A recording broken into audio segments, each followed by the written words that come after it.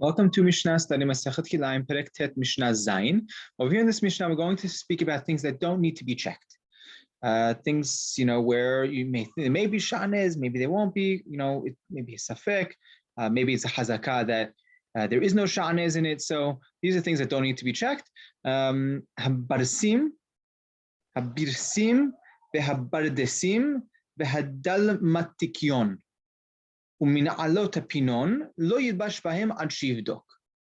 So these first three things, the first four items, Harambam says all these names, we don't know exactly what they are, but contextually, they are different types of socks. Right? He says they're made from wool and people cover their feet and their calves with it. Right? So some types of socks, and you're not allowed to wear them, right? Right? You're not allowed to wear them until you check to make sure there's no sha'anez in them. Why? Because a lot of times these things would be sewn with linen, right? With flax or linen. Now, Rabbi Yosef Omer, Afar Bahim Mechof Hayam, or I'll just point out by the way for Rabbi Yosef, but Tanura explains this a little bit differently. He does, I think Harambam is explaining it basically based off the context of the end of mina alota pinon, right? So mina alot are a type of shoe. So the first few things are talking about socks, right? That's probably where he got it from, or passed down traditionally. That's talking about socks. But Tunra explains that the first two items are more like a mattress protector or a blanket, right? So a little bit of a different perush, but it's the same idea. Continuing on the Mishna, Rabbi Yosef Omer, Afa ba'im mechof hayam medinat hayam enan tzrichim bedika. Right? So Rabbi Yosef says, even things that come from across the sea, right, or from a far country, they don't even need to check from sha'anez. Because hazakah, that they're not using linen, they're using kinbas, right? Kinbas is something else.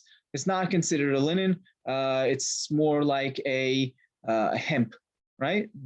Canvas or hemp, right? So that's what they're using, and it's not linen, so there's no problem with it. Right?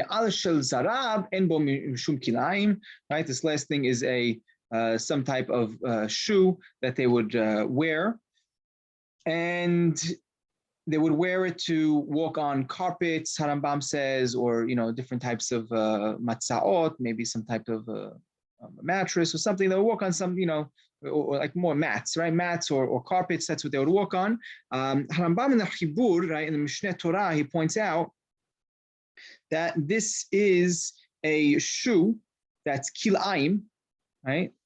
Meaning it's made from wool and linen, but there is no heel to it, right? So therefore you're allowed to wear it. And then he says, She'or haregel kashehu ve'eno nehene kishar or haguf, right? Because the foot itself, I guess maybe the rest of the foot, right?